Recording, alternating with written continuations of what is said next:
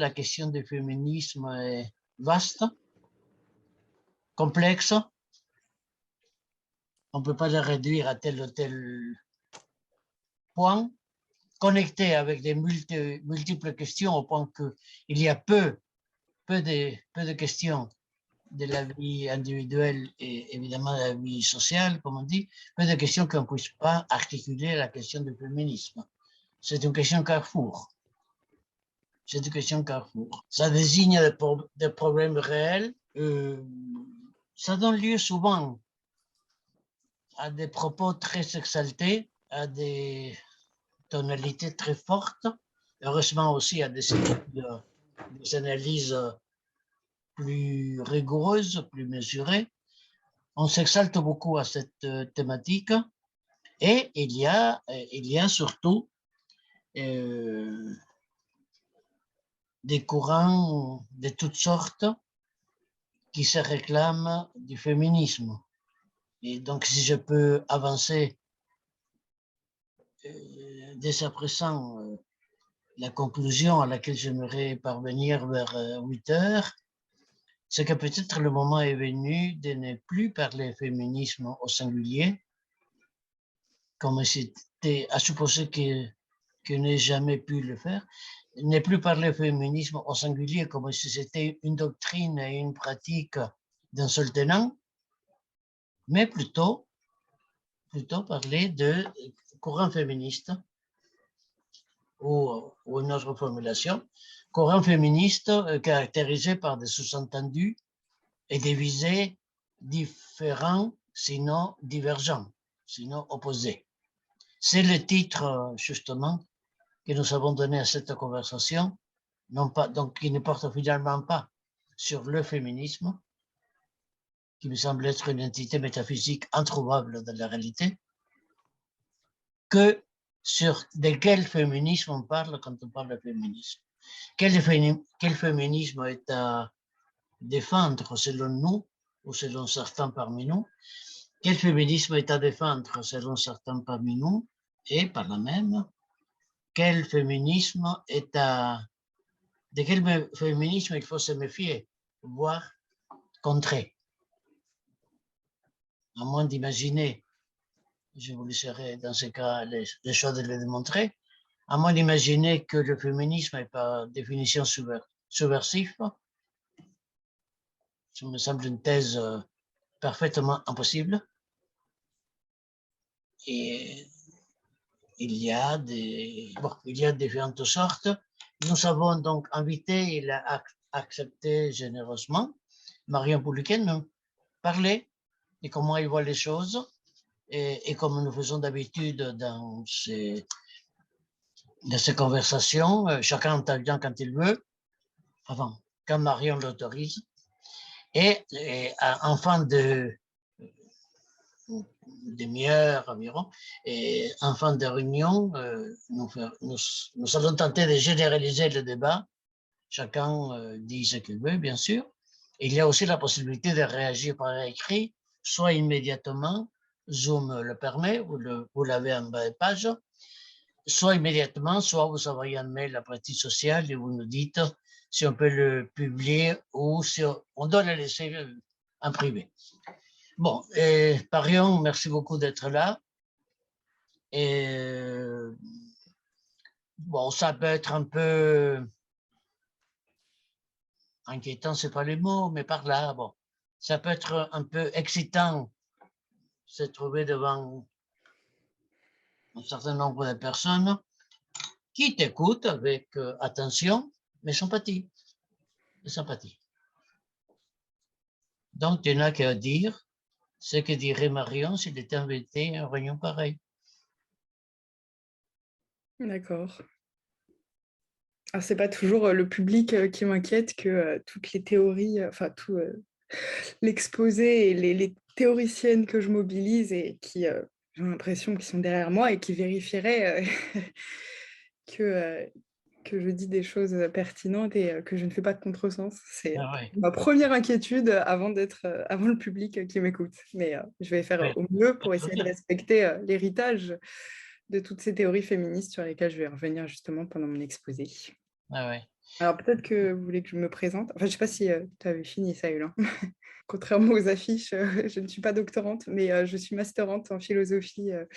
Enfin, j'ai 2 masters. J'ai un master de philosophie, philosophie et société, ça s'appelle à la Sorbonne, donc axé sur la philosophie sociale, la philosophie politique. Et j'avais fait un mémoire à l'époque en M2 sur les théories les théories féministes qui abordent la non-violence, enfin une analyse comparative entre les théories féministes qui abordent la violence politique et les théories féministes qui abordent la non-violence. Donc dans une perspective d'action politique féministe. Puis j'ai fait un master 2 de sociologie à l'EHESS et là j'ai abordé l'autodéfense féministe qui ne parle pas forcément à beaucoup de monde, même si on pourrait à peu près en saisir les enjeux rapidement, mais c'est des ateliers d'autodéfense où il s'agit d'apprendre à se défendre, mais c'est appliqué, en toile de fond, il y a l'analyse d'expériences de violence qui seraient vécues proprement par des femmes. Et, et, et déjà, il y avait des interrogations dans ces mémoires-là sur mais comment on détermine ces expériences communes entre les femmes? Qu'est-ce qui fait femme dans l'autodéfense féministe? Comment on peut statuer? Comment on délimite ces expériences de violence vécues par les femmes? Donc, pour ça que le sujet quel féminisme m'intéresse, parce que c'est une question centrale dans mes travaux de recherche, effectivement, de se demander mais qui sont les femmes dans le milieu féministe? Comment on délimite les femmes et comment on trouve un point commun? Est-ce qu'il est biologique? Est-ce qu'il est social? Est-ce qu'on parle de rapport de production? Est-ce qu'on mobilise des analyses matérialistes ou non? Des analyses plus post-structuralistes? Et je pense à Judith Butler. Enfin, je reviendrai un peu plus sur toutes ces théories. Moi, je suis un peu partie du principe que j'avais peut-être pas forcément un public d'initiés aux théories féministes. Donc, du coup, je me suis permis de revenir un petit peu sur une chronologie historique, on va dire. Je ne suis pas étudiante en histoire, mais une chronologie des luttes féministes. Donc, vous verrez, juste pour un peu plus situer toute la question. Mais voilà, donc, pour vous dire que c'est un intérêt assez fort, effectivement, dans mes travaux de recherche, j'ai toujours essayé d'aborder cette question de quand les féministes disent « nous, les femmes », qui désignent-elles? Et c'est proprement une discussion qui est centrale, je me permets de dire qu'elle est effectivement très, très centrale dans les théories féministes et les pratiques militantes féministes. Hein, je mélange un peu les deux. Je ne pense pas qu'il faille faire une frontière très claire entre les théories universitaires féministes et les pratiques militantes et les textes qui ont été produits aussi par des militantes féministes. Donc de cette question, effectivement, du sujet du féminisme, du sujet politique du féminisme, donc les femmes qu'on détermine. Moi, pour prendre cette question du féminisme, je pense qu'il y a une question une notion à mobiliser qui est importante et qui ne vous a peut-être pas échappé dans l'actualité récemment, c'est la notion d'intersectionnalité. Je ne crois pas me tromper si je suggère ici que la notion d'intersectionnalité a pris une place dans l'actualité médiatique française depuis environ 2 ans, qu'elle ne semblait pas avoir connue jusqu'à là. Donc, à titre d'exemple, par exemple, le 14 février 2021, la ministre de l'Enseignement supérieur, loin de s'inquiéter du sort des étudiants et des étudiantes qui n'ont pas vu l'ombre d'université depuis plus d'1 an, Frédérique Vidal demande au CNRS une enquête sur l'islamo-gauchisme à l'université. Et sous cette acception se mélange pêle-mêle, pour reprendre les termes de Frédérique Vidal, les études postcoloniales et la fameuse intersectionnalité.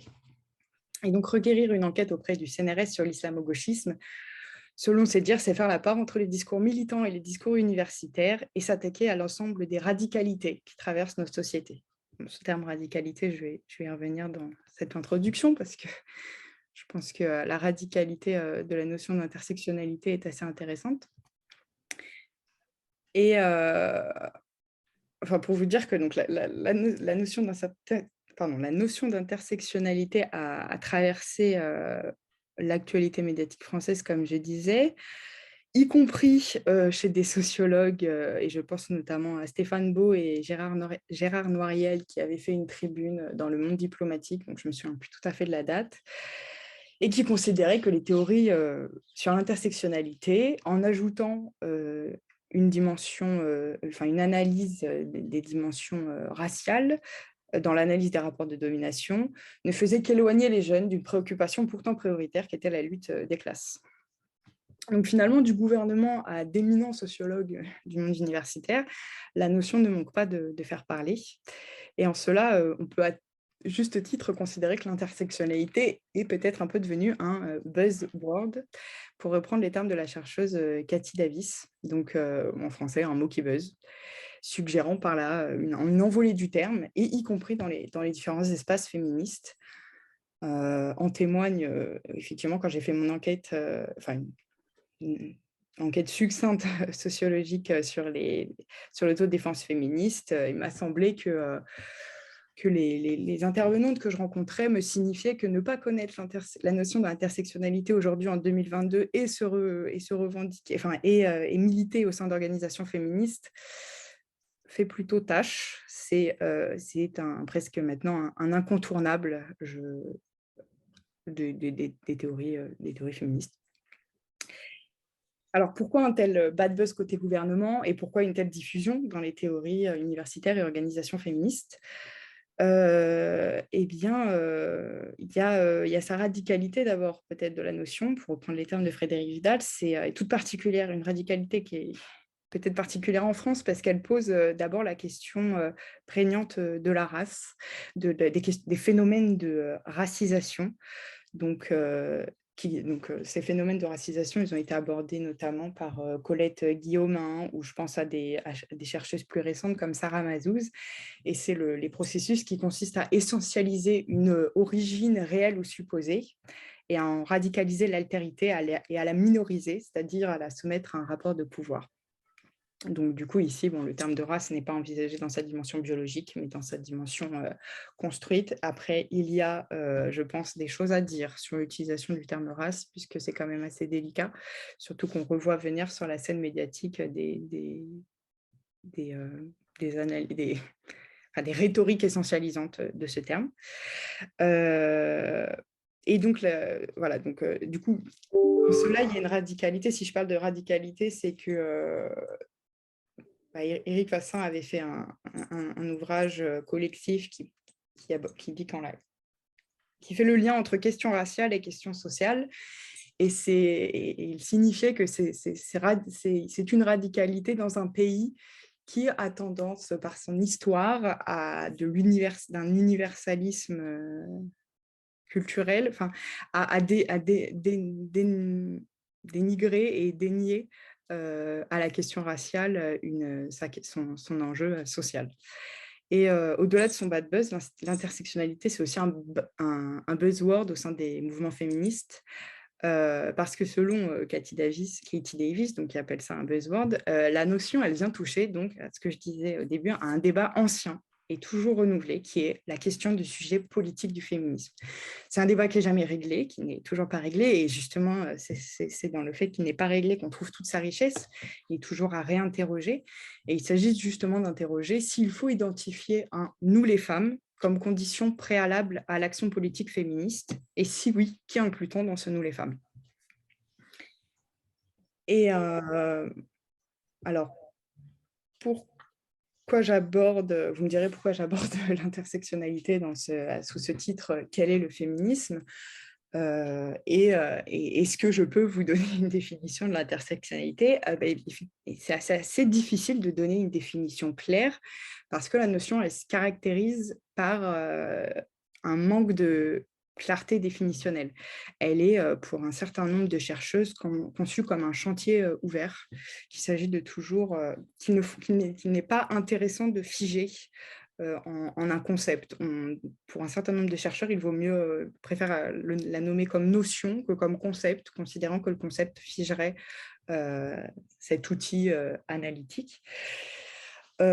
Pour autant, je vais forcément proposer ce que moi je juge être une définition, au cours de l'exposé, une définition qui me paraît à la fois collée peut-être au premier texte proposé par les premières théoriciennes de l'intersectionnalité. Donc, je pense à la juriste Kimberlé Crenshaw, mais aussi je crois qu'elle est philosophe, Patricia Hill Collins. Donc, la plupart sont américaines. La notion a été formalisée par des Américaines, mais on verra au sein de l'exposé qu'elle n'a rien d'une importation américaine, comme on souhaiterait nous le faire croire, et que ce sont déjà des débats que l'on entend. Cette question d'interroger le sujet du féminisme, le sujet politique du féminisme, ce sont déjà des débats que l'on va... qui émergent, déjà dès le 19e siècle en France.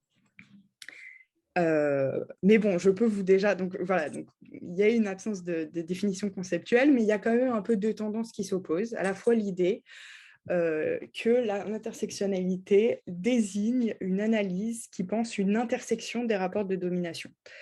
Et donc, on aurait une intersection des rapports de domination avec un triptyque assez classique dans la notion d'intersectionnalité, qui est genre, race, classe. Et donc, on ne pourrait pas penser des rapports de pouvoir de genre sans penser leur intersection avec des rapports de pouvoir de classe et des rapports de pouvoir de race. Alors, je ferai... en amont, donnerai peut-être plus d'exemples concrets, mais comme je vous le dis, je ne peux pas figer une définition comme ça d'emblée dans la définition. Et à ça, il y a une autre tendance dans le processus de définition de l'intersectionnalité, c'est l'idée de penser plutôt une articulation de ces... je reviens dans l'idée d'intersection, il y a du coup l'idée d'additionner, c'est-à-dire qu'on serait femme, on pourrait être femme, plus noire, plus pauvre, plus handicapée, plus... On peut étendre le champ plus loin. Mais du coup, ce serait des additions, quoi. Enfin, ce serait un modèle arithmétique, finalement, de la domination. Et puis, il y a une autre tendance définitionnelle de l'intersectionnalité, même si j'ai parlé d'une absence de clarté. C'est parce qu'il y a des débats assez riches entre ces deux analyses. Une approche un peu plus sociologique peut-être, et je me positionne déjà en disant que c'est celle qui m'intéresse le plus, c'est plutôt une articulation et une manière de considérer une articulation non pas sur un modèle arithmétique des rapports de domination de genre, de classe et de race, mais l'idée que ces rapports se co-construisent, se coproduisent, les trois, sans faire primer un rapport sans faire dans l'analyse primer un rapport sur l'autre. Bon, je vais détailler, mais dans l'idée, il ne s'agit pas de dire, par exemple, que la classe est la domination principale dont découleraient les dominations de genre et de race seraient des oppressions, des sous-oppressions de l'oppression de classe, enfin de la domination du système de domination de classe, pardon. Alors, voilà, donc s'il m'importe d'aborder l'intersectionnalité, c'est parce que cette notion vient effectivement formaliser ce débat qui est, comme je dis, a été renouvelé dans les théories féministes, de se demander toujours, mais quand on se demande quel féministe, on envisage qu'il existe effectivement une diversité de féminismes. Et à mon sens, la diversité des féminismes repose pour une bonne part, je pense, sur comment on définit effectivement ce « nous les femmes » dans l'action politique féministe. Donc, pour moi, la pertinence de ce concept et de ce qu'on verra, c'est qu'il induit aussi, qu'il permet de penser du coup beaucoup plus une hétérogénéité des luttes féministes et permet ainsi de mettre en avant toutes les contradictions et les débats qui structurent vraiment les luttes féministes. Enfin, effectivement, il n'y a pas un féministe, il n'y a pas un mouvement féministe, à mon sens, mais il y en a plusieurs. Et comme disait Saül en introduction, il y en a peut-être qui sont à privilégier et d'autres dont il faudrait radicalement s'éloigner. Voilà, donc le plan de mon exposé se structure en deux parties. vais essayer de faire court, mais finalement, c'est assez long. Alors, dans un premier temps, je reviens un peu sur la définition du sujet femme. Est-ce que c'est une condition à la constitution de l'action politique féministe? Et c'est là où je reviens un petit peu sur une chronologie historique, enfin, voilà, sur un retour historique, à voir comment selon des contextes historiques particuliers, il y a eu des définitions du sujet femme qui ont bougé. Alors là, je le présente comme quelque chose qui pourrait être très cohérent et homogène. Évidemment, c'est plus complexe que ça. Et je vais m'attarder surtout sur le contexte français, mais il ne faut pas oublier qu'il y a des dynamiques importantes entre les luttes féministes françaises, enfin des dynamiques de pouvoir entre les luttes féministes dans les pays des Nord, comme on dit, et les luttes féministes dans les pays des Sud. Et si je présente certaines pensées féministes françaises, il ne faut pas non plus oublier qu'elles ont beaucoup été inspirées, par exemple, des luttes féministes en Amérique latine, notamment, je pense, afro-cubaines aussi, enfin les États-Unis, du coup, on est dans les pays du Nord, mais pour les parties pays du Sud. Donc, il faut rester assez prudent avec cette chronologie que je vais faire des différentes manières de définir le sujet femme en France, parce qu'elles sont parfois les plus médiatisées, mais du coup occultent d'autres pensées qui ont parfois été peut-être plus riches et pertinentes, mais qui ont été pour des questions d'invisibilisation, pour des questions de dynamique de pouvoir qui ont été invisibilisées. Donc voilà, dans un premier temps, je vais un peu revenir sur les 3 vagues du féminisme en France et la manière dont ces 3 vagues ont défini différemment le sujet femme. Et dans un deuxième temps, je vais revenir surtout sur la 3e vague, voir ce qu'on appelle aujourd'hui, il y aurait des féministes qui pensent qu'on serait dans une 4e vague, et envisager plutôt l'intersectionnalité en question.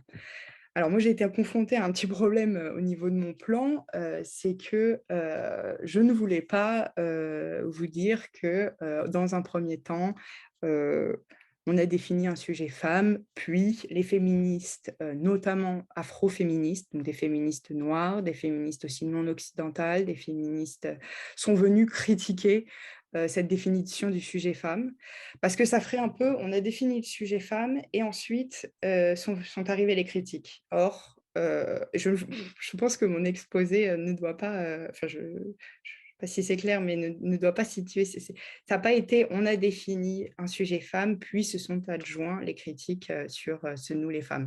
C'est une co-construction permanente.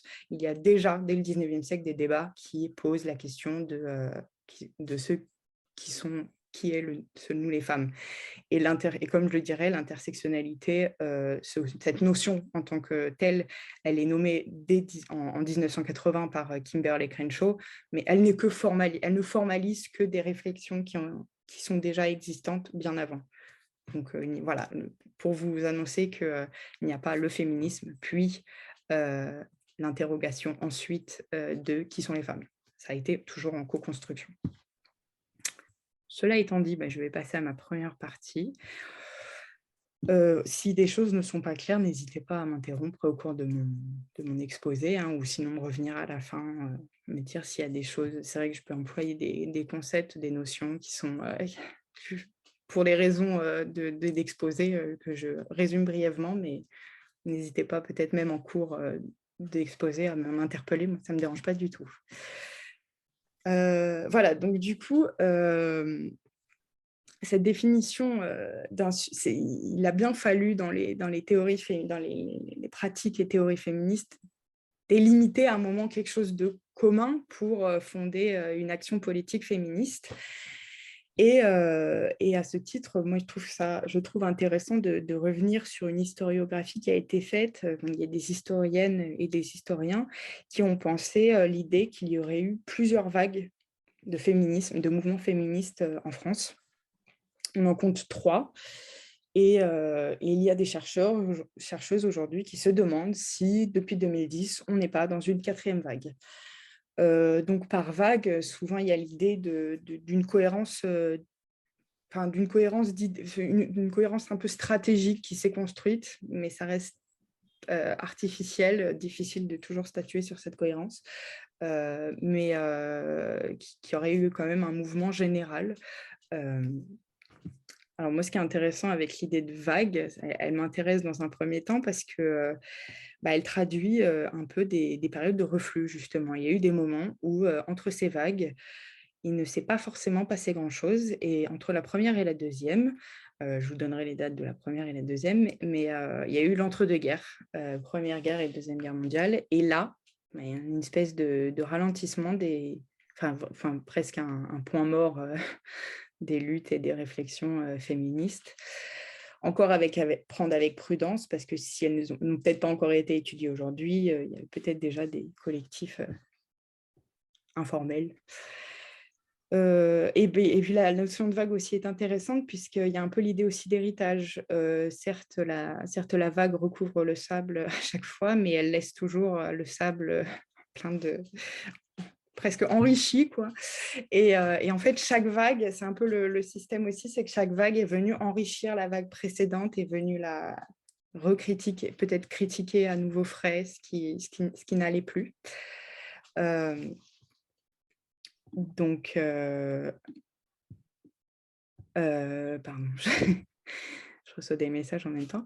Voilà, donc moi, l'idée de vague m'en m'a parlé parce que je trouve, enfin, c'est pas moi qui ai statué sur l'idée de vague, mais je trouve ça intéressant parce qu'effectivement, elle, à la fois elle est synonyme, enfin, elle symbolise cette idée de reflux avec des moments un peu de temps mort, et puis à la fois il y a les cités de l'héritage, et cet héritage est assez important parce qu'il y a une tendance parfois dans les logiques antiféministes à considérer que le féminisme, c'est quelque chose soit de pas nécessaire, on a déjà tout acquis dans les années 70, soit de toujours de nouveau, d'inédit. Enfin, tiens, les féministes apparaissent, c'est nouveau. Avant, il n'y avait pas ça. Et au contraire, avec l'idée de vague, on inscrit peut-être un peu plus l'idée qu'il y a un héritage et ces luttes sont situées historiquement. Bon, j'attaque, pardon. Donc, la première vague, elle est située par des historiennes de la fin du 19e siècle au début du 20e. Et là, à ce moment-là, on a des mobilisations de femmes pour obtenir les mêmes droits entre guillemets, les mêmes droits que les hommes, et notamment le droit de vote. Donc, on a un peu un mouvement européen aussi, puisqu'en Angleterre, on a le mouvement des suffragettes. Et donc, en France, on a ce même mouvement avec, je peux donner deux noms. Du côté du courant réformiste, on a Maria Derem, qui, elle, milite pour l'éducation des filles et l'égalité des droits civils. Puis, dans un courant peut-être un peu plus révolutionnaire, on a Hubertine Auclair qui revendique le suffrage et l'éligibilité des femmes, donc les droits politiques des femmes. Et ce qui est intéressant par rapport à la définition d'un sujet femme à l'époque, c'est que les deux arguments principaux dans la campagne, ce qu'on pourrait appeler la campagne suffragiste qui traduirait, enfin qui définirait la première vague, c'est qu'à la fois elle s'inspire de la Déclaration des droits de l'homme, et donc l'universalité des droits, de l'égalité entre citoyens, quel que soit le sexe. Et il y a deuxième point qui nous intéresse particulièrement, c'est l'argumentation d'une spécificité féminine. C'est-à-dire qu'à l'époque, par ces femmes qui s'engagent dans les campagnes suffragistes, il y a l'idée que les femmes doivent être représentées car elles ont une expérience et une sensibilité particulières qui sont enrichissantes pour la vie politique.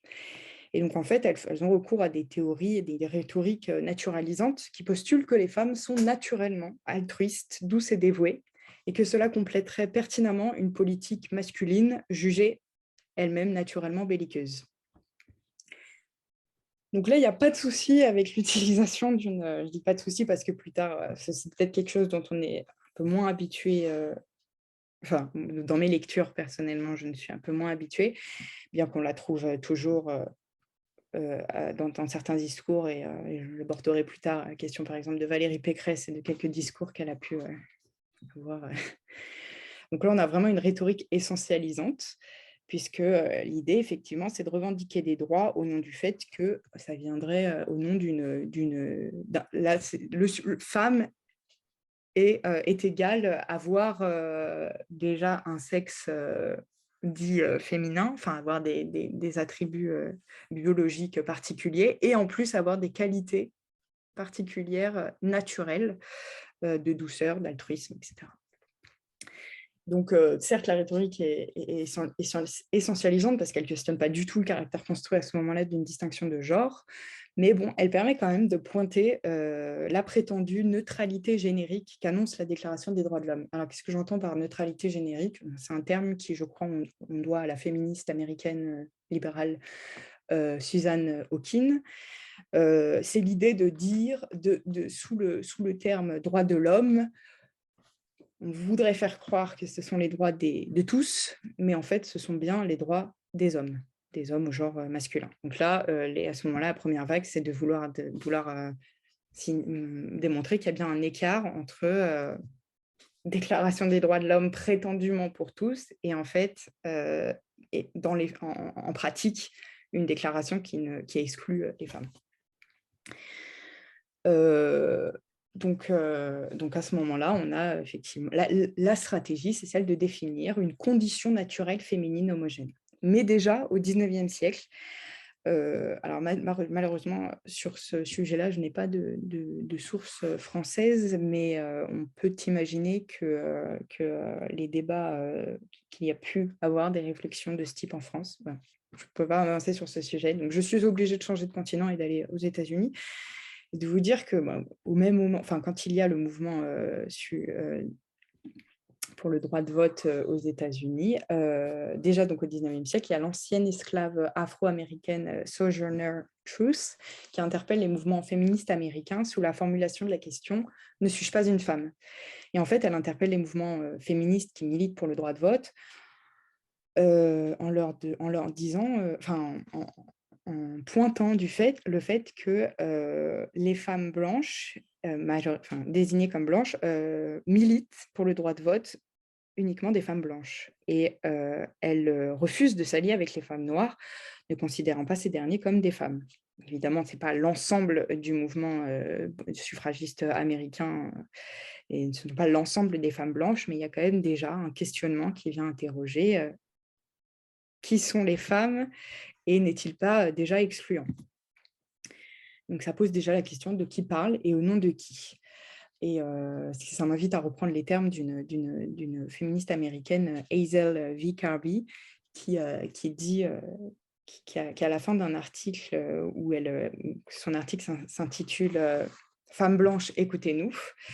Donc là, je traduis la phrase qui est en anglais, où elle dit « Aux féministes blanches, nous devrions demander que voulez-vous exactement dire quand vous dites « nous ». Voilà, donc là, j'ai fait un peu un saut spatial puisque je vais parler des États-Unis, mais c'est pour vous dire qu'il y a quand même déjà des questionnements qui se font sur cette question de qui mettons dans ce nous les femmes. Au cours de la... donc du coup, il se passe ensuite l'entre-deux-guerres en France qui voit donc du coup puisque un certain nombre de femmes qui sont mobilisées au front ou dans la vie économique de la France, il y a un ralentissement, voire l'arrêt d'un certain nombre des réflexions et des mobilisations pour les droits des femmes. Mais on voit du coup la deuxième vague du féminisme apparaître dans les années 70. Là, il y a un renouvellement des luttes féministes, et là, cette fois-ci, à partir d'une problématique assez centrale, qui serait l'idée qu'il faut partir de soi, entre guillemets, c'est-à-dire de son expérience personnelle pour fonder une action politique féministe. Donc, l'idée est peut-être moins de dire que nous partageons des points communs biologiques comme l'altruisme, la douceur ou l'altruisme, la douceur ou la vulnérabilité, un certain nombre de... mais plutôt de dire un certain nombre, qu'au contraire, il y a une exigence à désessentialiser, dénaturaliser un certain nombre des modes d'organisation de la vie qui seraient aliénantes. Et donc, à cette époque-là, il y a le célèbre « le privé et politique » qui va émerger. Et donc il y a la philosophe Léa Védy qui a fait un article sur ça, bon, je transmettrai mes sources à la fin, et qui dit que pour le coup, partir de soi, c'est nécessairement délimiter ce qui relève des luttes féministes et de ce qui n'en relève pas. C'est délimiter une lutte à soi et versus une lutte des autres. Donc déjà, il y a peut-être quelque chose qui va poser problème, et enfin, je vous dis d'emblée, oui, ça va poser problème à d'autres féministes, et notamment des féministes noires et des féministes lesbiennes, des féministes noires et lesbiennes. Donc, à ce moment-là, il y a un geste de dénaturalisation qui est de plus en plus prégnant, et notamment, c'est l'idée de dénaturaliser la dichotomie privé-public. C'est-à-dire qu'il y a l'idée que c'est dans la sphère dite privée et dans des expériences qui ont trait à l'intimité que se joue pour partie l'oppression des femmes. Foyer, couple, famille, corps, sexualité. C'est précisément la dichotomie privée-public qui permet, notamment dans des groupes d'extrême gauche, tout ce qui relève du privé, du coup, ne relève plus de la lutte. Avec la seconde vague du féminisme, il y a l'idée donc de faire du personnel un terrain de lutte. Et si le personnel est politique, c'est qu'il est... le personnel est politique, là, c'est parce qu'il serait commun à un grand nombre de femmes. Et l'enjeu qui sous-tend la politisation à la première personne, donc partir de jeu, partir de soi, c'est d'opérer un changement de perspective. C'est-à-dire que des problèmes auparavant perçus comme individuels sont désormais perçus comme la manifestation d'une condition et d'oppression commune. Alors, il faut se demander contre quoi... Enfin, je ne sais pas s'il faut se demander, mais ça va émerger comme ça. Cette idée de s'attaquer, de partir de soi, elle émerge contre un postulat qui est identifié comme par la chercheuse Irma Bilge comme un monisme, c'est-à-dire, donc elle qualifie le monisme comme un rapport au monde univoque, une conception qui postule l'existence d'une domination fondamentale dont découleraient les autres dominations mineures, celle-ci, et dont les structures seraient modelées par la première. Donc, dans l'approche moniste, il n'est pas tant question de nier l'existence d'autres rapports de domination que de les subordonner au rapport fondamental. Et justement, c'est notamment une réflexion qui est portée par le mouvement de libération des femmes, donc le MLF, contre des mouvements d'extrême gauche de l'époque. Elle s'oppose au postulat des mouvements d'extrême gauche de l'époque qui annoncent que c'est en se libérant du capitalisme que l'on libérera des femmes. Donc la priorité, c'est la lutte contre le capitalisme.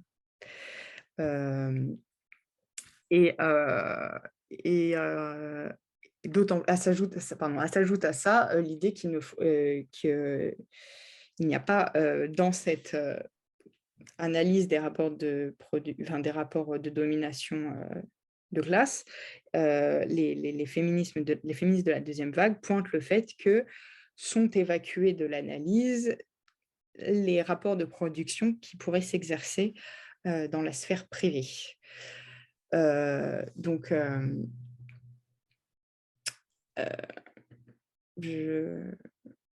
me suis un peu perdue dans mes notes, mais alors, pardon.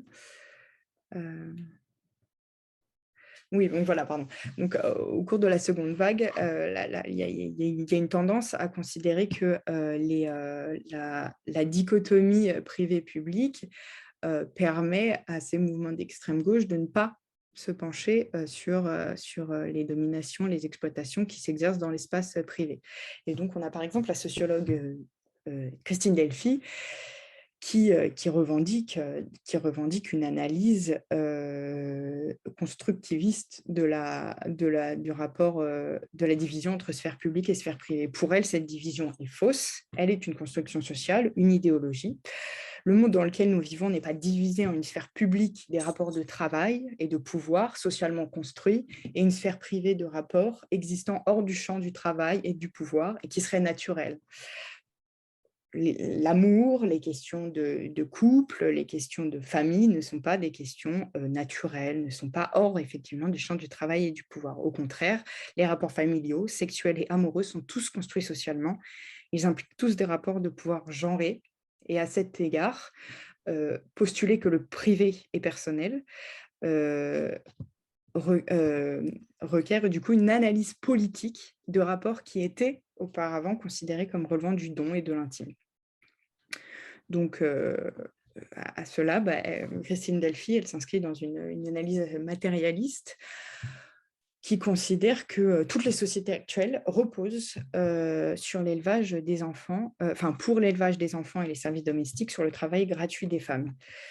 Et elle annonce, donc je la cite là, si l'on considère uniquement le mode de production capitaliste, comme on le fait habituellement, et que l'on applique aux femmes les mêmes critères qu'aux hommes, pardon, on s'aperçoit que toutes les femmes ne travaillant pas au dehors sont donc en dehors des classes prolétaires, capitalistes, prolétaires, pardon.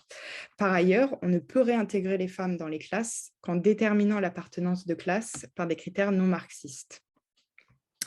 Le travail des femmes n'a pas de valeur, quel que soit son contenu, et ceci indique qu'elles ne le possèdent pas pour l'échanger. Donc le fait que leur travail n'ait pas de valeur montre que ces gens, les femmes, ne sont même pas propriétaires de leur travail. Et cela correspond justement à l'exploitation maximale. Donc, le fait que le travail d'un ouvrier ait une valeur indique simplement qu'il le possède. Il ne possède que ça, donc il le vend à perte. Telle est la théorie marxiste. Mais il le possède au moins ça. Donc là, l'analyse matérialiste de Delphi, alors j'ai résumé peut-être un peu brièvement sa citation, mais c'est d'identifier un caractère un peu plus spécifique, toujours en faisant référence à Marx, pardon, et à une analyse matérialiste, c'est l'idée de dire que, il n'y a pas que, pardon, qu'il y a pardon, je me suis perdue là d'un coup. Je reprends, sa citation.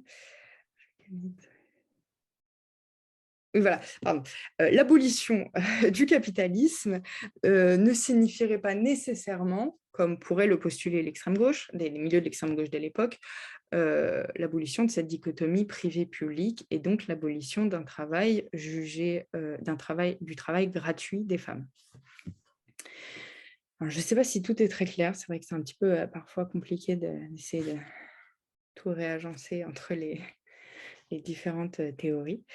Mais en tout cas, il faut retenir qu'au cours de la seconde vague, là, je vous ai présenté une analyse matérialiste qui n'est pas forcément partagée par toutes les féministes, mais il y a quand même un courant assez fort, et notamment porté par le MLF, par des sociologues comme Christine Delphi, Daniel Kergoat.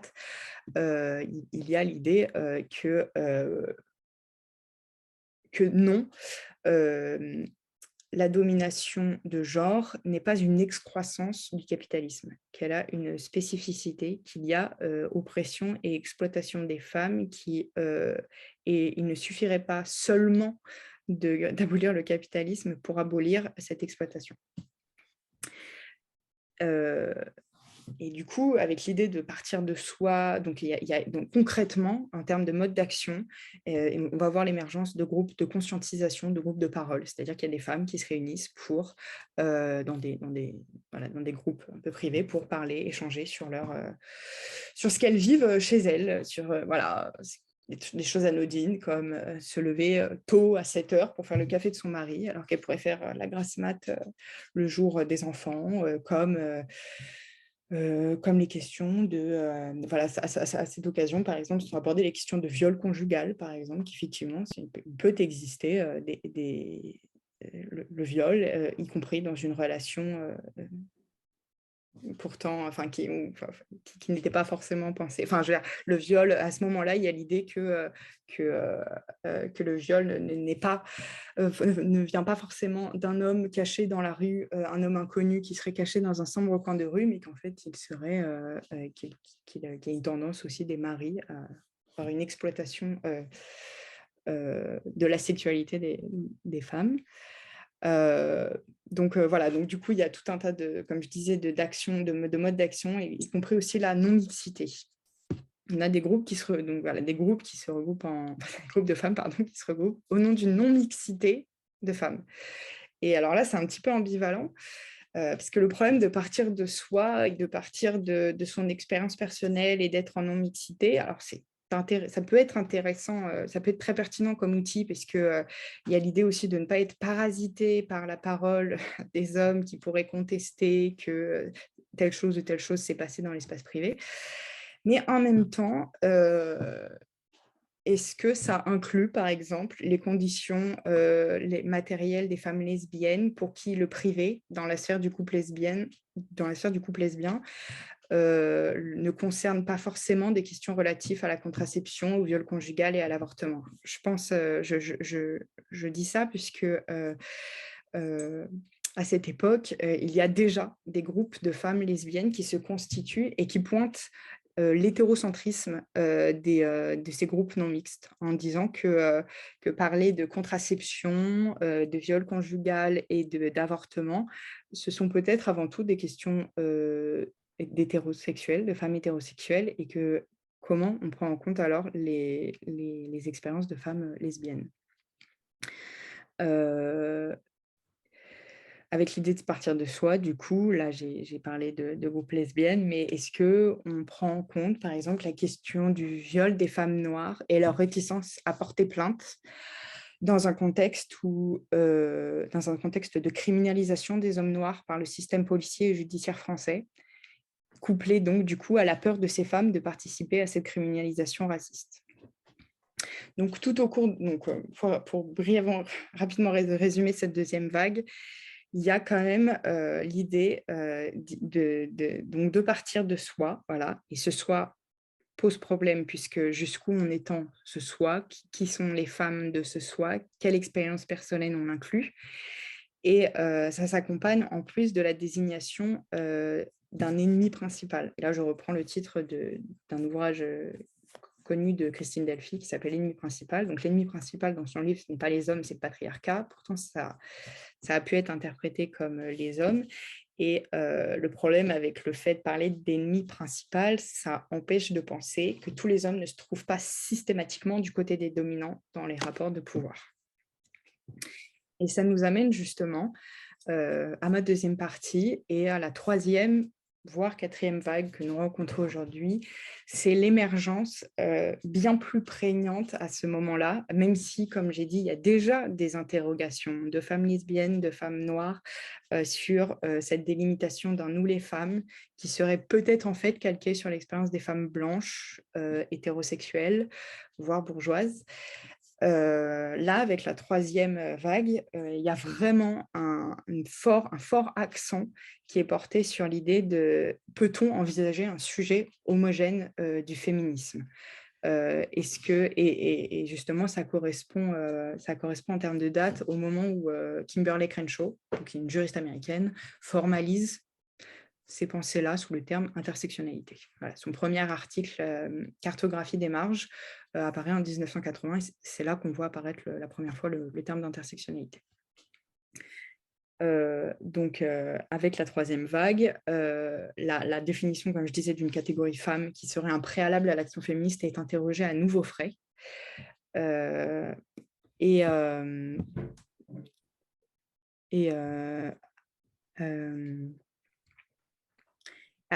à nouveau frais et c'est notamment lié à un contexte en France. Et là, je cite, la militante et chercheuse Fania Noël qui dit aussi qu'on voit émerger des luttes, par exemple, avec, à la fin des années 1990, l'augmentation numérique des Français et Françaises issus de l'immigration postcoloniale conduit à un changement de paradigme dans le discours antiraciste en France. L'horizon n'est plus le pays d'origine, mais la France qui a fait naître ces nouvelles générations. Ce déplacement produit un questionnement du cadre imposé par la gauche en rejetant l'idée que la classe opère comme front primaire de lutte. Merci. Covid, là. J'ai la voix cassée. Pardon, on m'apporte un verre d'eau. Désolée pour ce temps de... Okay, donc, à ce moment-là, il y a un déplacement qui s'opère. On voit des groupes apparaître comme le Mouvement de l'immigration et des banlieues, MIB, fondé en 1993 et actif jusqu'en 2006, qui formule une critique politique du réductionnisme de classe au sein de la gauche. On voit aussi apparaître la Coordination des lesbiennes en France, CLF, qui se constitue en 1997 et qui va désormais parler de lesbophobie, donc, qui se caractérise par l'hostilité vécue par les lesbiennes. et une spécificité vécue par les femmes lesbiennes et qui est le produit d'une double discrimination sexiste et homophobe. Donc, il y a déjà un contexte quand même où on voit apparaître des collectifs qui se forment et qui viennent interroger différents axes de domination. Donc, voilà, il y a vraiment une interrogation bien plus prégnante au moment de la troisième vague sur ce geste définitionnel d'un sujet femme. Et cette interrogation, elle est notamment formulée. Est-ce qu'il faut un sujet femme est-ce que la définition d'un sujet femme, comme condition sine qua non au processus de politisation féministe, cette interrogation, elle est formulée dans le livre de Troubles dans le genre de Judith Butler. Et elle interroge la manière dont le postulat selon lequel il faut au féminisme une base universelle à trouver dans une identité présumée transculturelle, ça va souvent de pair avec l'idée que l'oppression des femmes aurait une forme spécifique, identifiable au niveau de la structure universelle ou hégémonique du patriarcat ou encore la domination masculine. Et pour elle, et justement, la conception d'un patriarcat universel a été largement critiquée au cours de ces dernières années, précisément pour son incapacité à rendre compte des mécanismes concrets de l'oppression de genre dans les divers contextes culturels où celle-ci existe. On peut légitimement avancer que Butler doit cette réflexion à la formalisation de toutes ces réflexions sous le terme d'intersectionnalité par Kimberlé Crenshaw, puisque là, on vient quand même plus questionner, il y a vraiment la question de savoir, mais est-ce qu'on peut parler d'un patriarcat universel? Est-ce que les femmes sont toutes dominées dans le monde, toutes de la même manière? Et ne faut-il pas enfin prendre en compte les contextes culturels locaux pour produire une analyse féministe? Donc moi, ça m'amène un peu à avancer sur l'axe que signifie l'intersectionnalité, qu'implique cet outil analytique pour les théoriciennes, militantes et organisations féministes qui s'en emparent.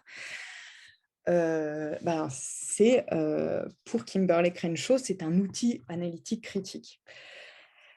Pour elle, l'intersectionnalité, ça désigne la marginalisation de la question de la violence contre les femmes de couleur.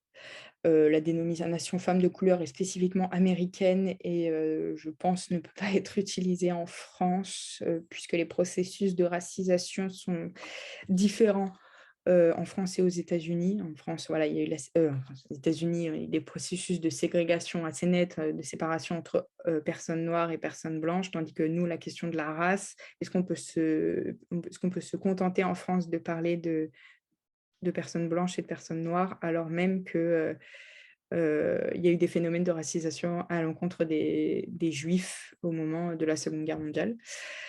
Ça, c'est une question un peu connexe. Mais avec donc, l'intersectionnalité que propose Kimberlé Crenshaw, c'est donc dire que les politiques féministes et antiracistes marginalisent la question de la violence contre les femmes de couleur. Dans les milieux antiracistes, on évite d'aborder la question raciste, sexiste ou des violences conjugales, de peur de produire une division au sein du mouvement et de conforter des stéréotypes racistes. Par exemple, celle d'attribuer une violence pathologique aux hommes noirs.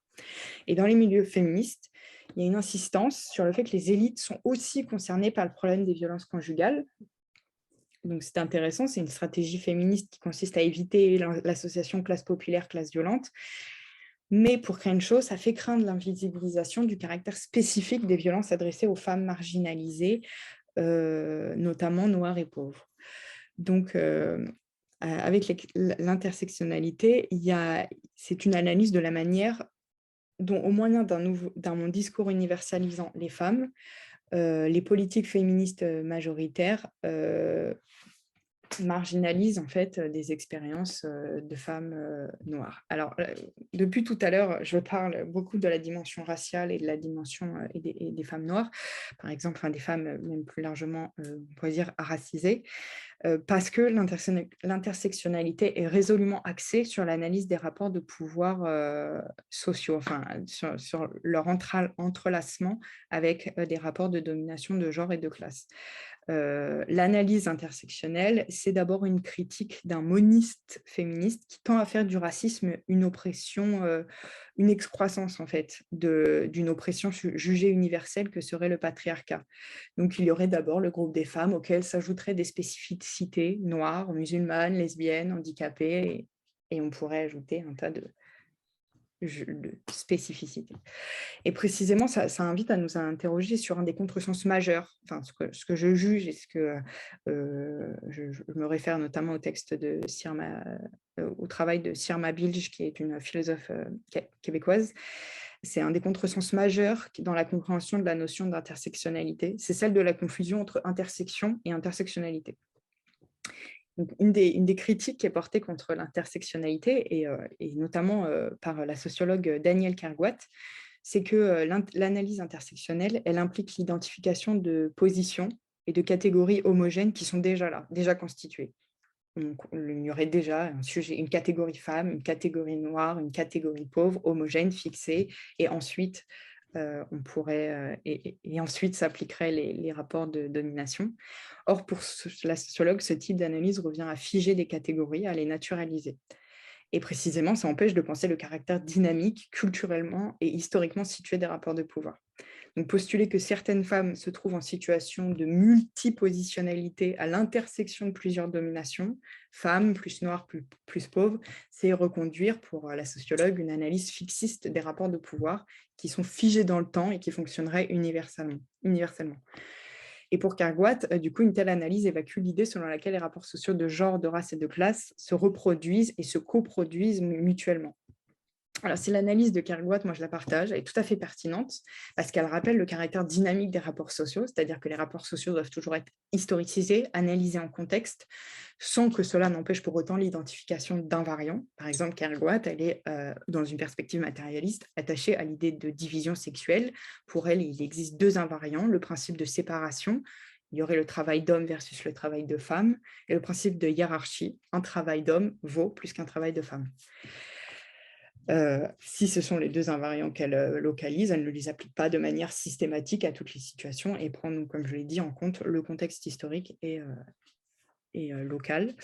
Mais en fait, sa critique qu'elle propose rejoint en fait ce que personnellement, je pense, et puisque un certain nombre d'autres auteurs ont compris chez Crenshaw et chez les féministes qui ont abordé l'intersectionnalité, ça rejoint en fait les ambitions portées par les ambitions intersectionnelles. Cependant, on peut quand même accorder à Kergoat qu'aujourd'hui, l'on constate effectivement chez des théoriciennes et militantes féministes qui souhaitent mobiliser l'analyse intersectionnelle une tendance à figer les catégories et à faire de l'analyse intersectionnelle une addition d'oppression. Donc, comme je disais, il y aurait des femmes qui seraient femmes, plus noires, plus handicapées, plus lesbiennes, plus pauvres, ou moins que ça, hein, juste femmes, plus noires, plus handicapées, mais il y a un modèle arithmétique. Or, dans les textes, si on lit un peu plus en détail Crenshaw et tout le large pan de ceux qui ont pensé de celles qui ont pensé l'intersectionnalité, la notion d'intersectionnalité n'invite pas précisément à penser un modèle arithmétique des dominations. Quand je pense à un modèle arithmétique, c'est les propriétés sociales s'ajouteraient comme autant d'handicaps ou d'atouts fonctionnant indépendamment les uns et des autres. On pense aujourd'hui, il y a beaucoup ce discours des privilèges. Les gens posséderaient des privilèges, des gens ne posséderaient pas de privilèges. Mais en fait, l'intersectionnalité, elle pense au contraire l'articulation des rapports sociaux de genre, de classe et de race dans une perspective holiste de la domination. Et en fait, cette idée d'articulation, elle va à l'encontre d'une pratique que l'on entend de plus en plus aujourd'hui, selon laquelle, on entend beaucoup dans le militantisme féministe, c'est il faudrait laisser parler les premières concernées. Et ça laisse entendre, par exemple, pour ce qui concerne la question des rapports de domination fondés sur la race, que les femmes blanches ne seraient pas concernées par ces rapports sociaux. Et il y aurait les premières concernées et les non concernées. Or, à mon sens, c'est une manière de s'extraire du rapport de domination, de ne pas envisager que les femmes blanches puissent exploiter des femmes racisées, y compris dans les milieux féministes. Donc, il y a un peu un exemple concret de la manière de... Enfin, l'intersectionnalité, pardon, elle permet en ce sens non pas d'orienter l'analyse vers la prise en compte d'un seul rapport social, d'un seul système d'oppression, mais d'envisager, comme je disais, une approche holiste de la domination qui considère la consubstantialité des rapports sociaux. Donc, pour Daniel Kergouat, celle qui utilise la consubstantialité, c'est l'entrecroisement dynamique complexe de l'ensemble des rapports sociaux, chacun imprimant sa marque sur les autres. Ils se modulent les uns et les autres, se construisent de façon réciproque. Donc, en ce sens, il n'y aurait pas non plus de personnes plus intersectionnelles que d'autres. Il n'y a pas les femmes et plus loin les femmes qui cumuleraient plusieurs positions dominées. On peut au contraire envisager un sujet du féminisme dont les pratiques sont ambivalentes, ambiguës et rarement homogènes. Et peut-être que à titre d'exemple, je ne sais pas s'il est particulièrement pertinent, mais ça pourra peut-être ouvrir un débat, mais pour reprendre, je ne sais pas s'il se lie vraiment à l'analyse que je fais, mais pour reprendre un peu l'actualité, récemment, le ministre de l'Intérieur Darmanin, avec Marlène Schiappa, ils ont annoncé vouloir renforcer les effectifs de la police, je crois, dans la prévention des violences conjugales et des féminicides, de vouloir former les effectifs de police à l'accueil des victimes de violences conjugales. Donc voilà, d'une part on a cette actualité, puis d'autre part on constate que par exemple que le procès contre les policiers ayant asphyxié Adama Traoré n'avance pas. Alors là, vous allez me dire quel lien on peut faire, et je pense qu'une analyse intersectionnelle, elle peut inviter à lire. Et là, je reprends une réflexion qu'a faite la doctorante Lisa Hamel, que ces deux actualités peuvent au contraire, avec l'analyse intersectionnelle, se lire ensemble. Elles ne sont pas en concurrence, mais elles pourraient traduire au contraire la manière dont le gouvernement, au prétexte d'une prise en compte des violences conjugales, dont par ailleurs on peut voir qu'ils se contrefouent quand même, renforce ses effectifs de police et peut ainsi justifier davantage de violence et de présence dans l'espace public de la police, davantage donc de contrôle sur les hommes noirs et arabes, entre autres. Donc, l'analyse intersectionnelle, avec cet exemple, je pense qu'elle invite à considérer, par exemple, une Valérie Pécresse qui est prête à ne pas considérer, à considérer une Valérie Pécresse, bon, je cite un individu, mais d'autres sont porteuses des mêmes conceptions, à la considérer comme un ennemi politique. Je pense que nous n'avons rien à voir avec Valérie Pécresse si l'on postule une analyse intersectionnelle, si on utilise l'outil analytique de l'intersectionnalité, puisqu'elle est, je crois, pour l'augmentation des effectifs de police. Et quand elle s'intéresse, face à, je crois, dans une émission Jean-Jacques Bourdin, qu'elle d'un coup mentionne le fait qu'il est accusé de violence, d'agression sexuelle, je crois. À ce moment-là, elle nous fait un peu un speech féministe. Si on lit, je trouve que si l'on mobilise l'analyse intersectionnelle, rien ne permet donc de lire chez elle une volonté de faire en sorte que toutes les femmes soient émancipées, puisqu'elles participent activement à ce que, au contraire, je me suis perdue, je pense, dans ma réflexion. Je ne sais pas si je vous ai perdu aussi. Pardon, mais je vais peut-être revenir en arrière. Je suis désolée pour cet exemple. Je vais essayer de l'articuler là un peu sur le coup. Et en fait, je sens que je me noie dans mon exemple. Donc, en tout cas, je pense que l'analyse intersectionnelle invite à lire des choses qui pourraient paraître en concurrence, notamment dans l'actualité. Et ce n'est pas anodin que le gouvernement, d'un coup, se mette à s'intéresser, soi-disant, aux violences conjugales sous le prisme sécuritaire. Ce n'est pas sans lien avec une politique, par ailleurs, raciste qu'il mène sur les corps des hommes noirs et arabes, entre autres. En conclusion, je pourrait se demander, mais du coup, c'est peut-être une question pour le débat, faut-il abandonner un sujet politique du féminisme?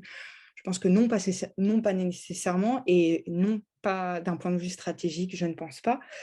Je ne pense qu'il ne faut pas cesser d'identifier des invariants dans les dynamiques de domination de genre, tout en, du coup, faisant à chaque fois attention à contextualiser. Je pense qu'il faut se sortir d'une analyse d'un patriarcat universel qui s'applique uniformément partout, mais de s'attacher à toujours penser les dynamiques d'oppression et d'exploitation des femmes selon les contextes locaux et historiques, et de se prémunir de toujours postuler une universalité de l'exploitation des femmes. Voilà, en espérant avoir été clair. Et que ça n'a pas été trop long. Ouais. Merci Marion, je pense que ça aide. Ah, le micro. C'est un exposé fleuve. Saül, il est où? Voilà, Saül, je t'ai mis le micro. Là. Allez. Je t'ai mis le micro. Et je disais, bon, c'est toujours émouvant pour moi de voir une tête qui fonctionne, qui réfléchit, qui réfléchit. Bon, ça, c'est l'hommage que je ferai à l'oratrice d'un exposé absolument intéressant, pas constamment clair, mais c'est ça un exposé. C'est ça un exposé. J'en ai fait quelques-uns dans ma longue vie, enfin 2-3 par semaine en fait. On ne peut pas être clair tout le temps, parce qu'on se réunit aussi, et en ça tu es très pratique-social, donc tu ne fais pas partie encore. Et on se réunit pour penser, donc pour penser il faut s'exposer, et il faut inventer des choses. Et il faut inventer, poser des questions. Bon, je pense que tout un chacun a pu apprendre des choses intéressantes, d'autres qui posent des questions. Et je suis absolument intéressé à entendre comment nous allons digérer dans le temps que nous avons, 15 minutes, et comment nous allons digérer ce que chacun a entendu comme il a pu. Et éventuellement, j'aurai une proposition à vous faire, mais à 8h14. 10 minutes avant la fin. Bon, donc on fait comme d'hab, c'est-à-dire chacun, chacune. Oui, il faut que chacun ouvre son micro, hein, parce que je les ai coupés pour qu'on puisse avoir le silence. Donc pensez à décrocher votre. Faire en sorte de mettre le micro actif. Le difficile, c'est commencer, donc on peut commencer par le suivant. Hein.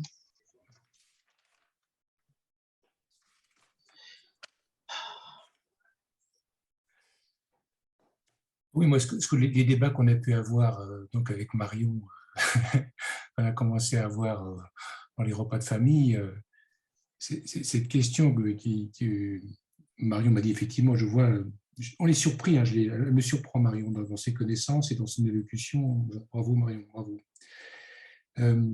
C'était cette histoire de hiérarchisation. Elle me disait, mais vous, à pratique sociale, vous travaillez la question des orientations, et elle entendait ce que, peut-être pas, il me semblait qu'elle entendait effectivement que je présentais des orientations pratiques sociales qui donnaient le primat,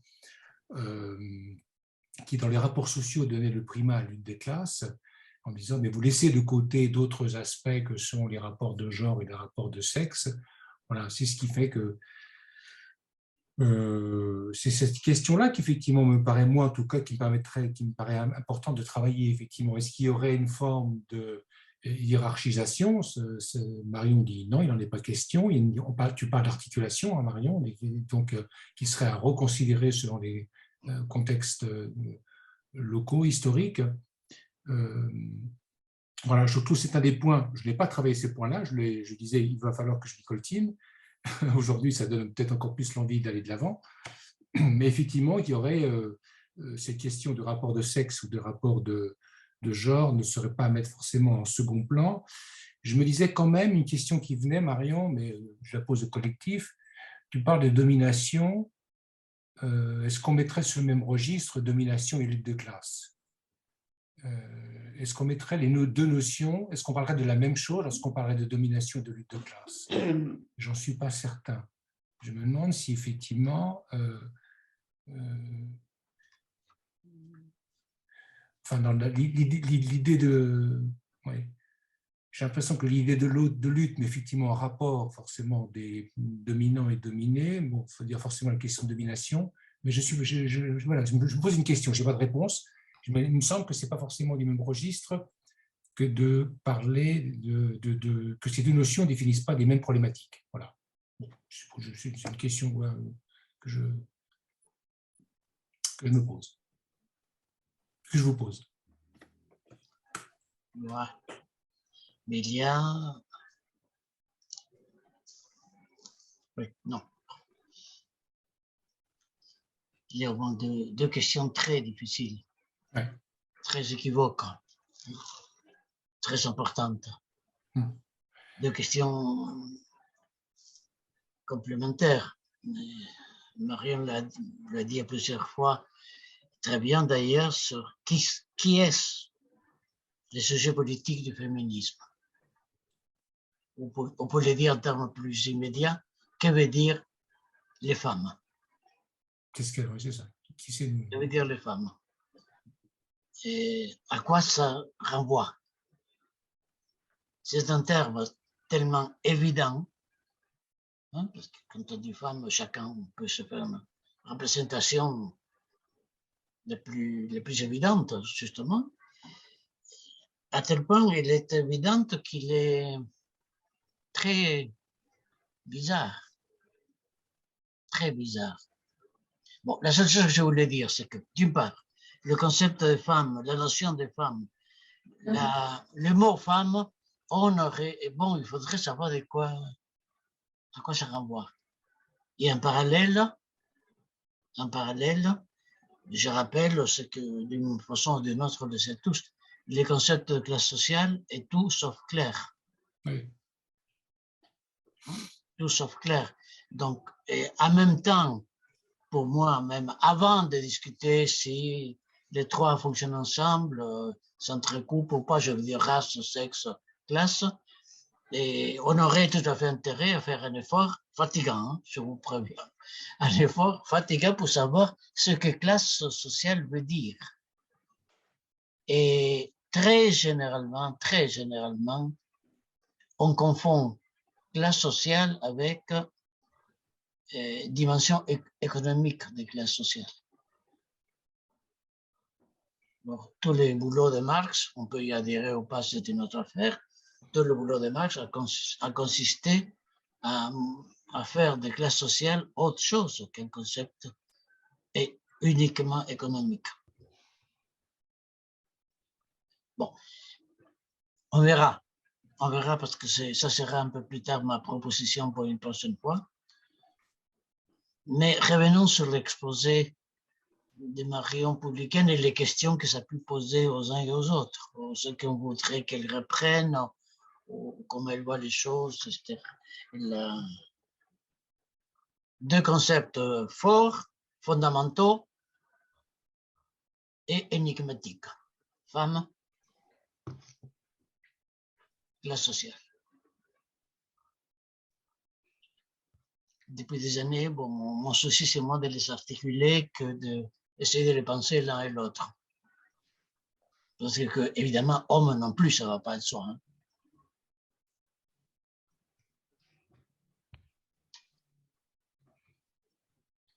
Bon, mais il faudrait...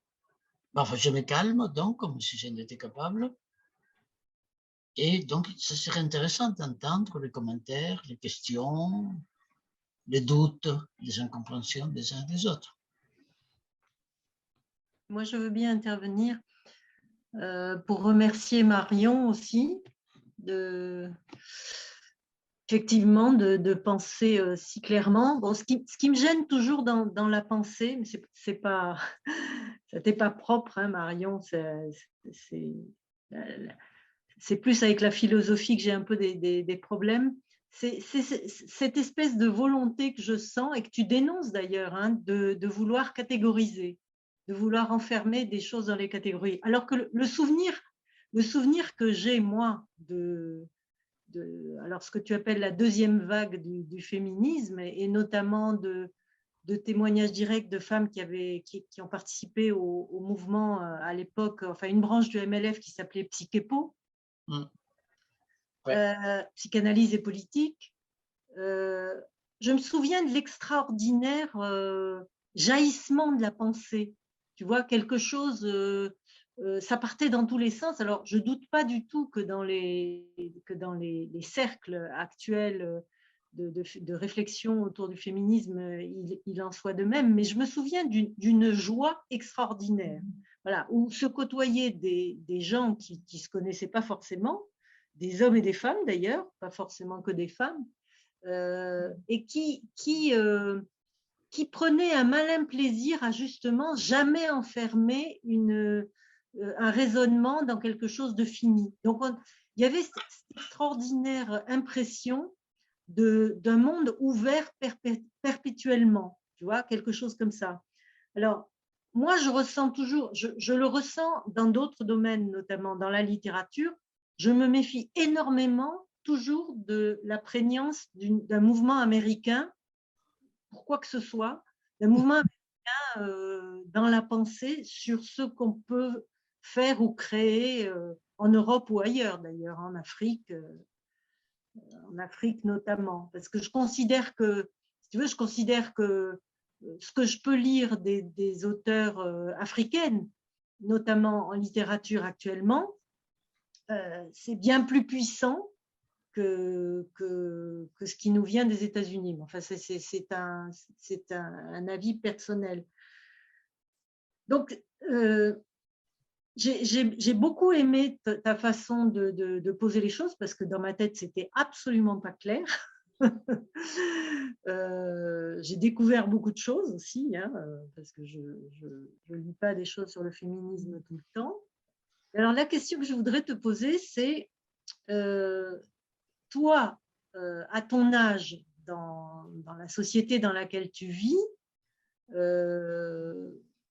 qu'est-ce qui te semble le plus porteur pour enrichir ces mouvements féministes, ces féminismes? Qu'est-ce qui te semble le plus porteur dans ce dont tu as parlé? J'en ai une petite idée, mais je voudrais vérifier.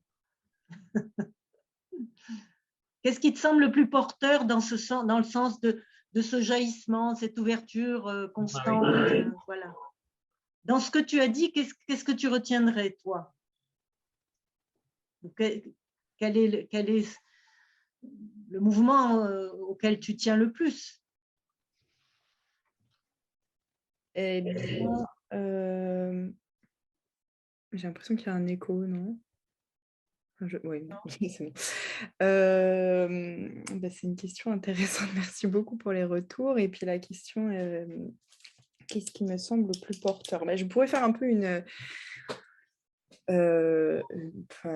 voir un peu comment j'ai évolué, toujours en construction évidemment, c'est toujours un processus, hein, mais c'est vrai que plus les années passent et je m'éloigne progressivement des premiers moments où je me suis intéressée au féminisme. Et au départ, moi, ce qui m'animait beaucoup, en fait, peut-être qu'il faut un peu que je revienne sur comment j'ai été sensibilisée à ces questions-là. C'est sur Twitter, sur réseau social, que j'ai découvert un certain nombre de féministes de femmes qui avaient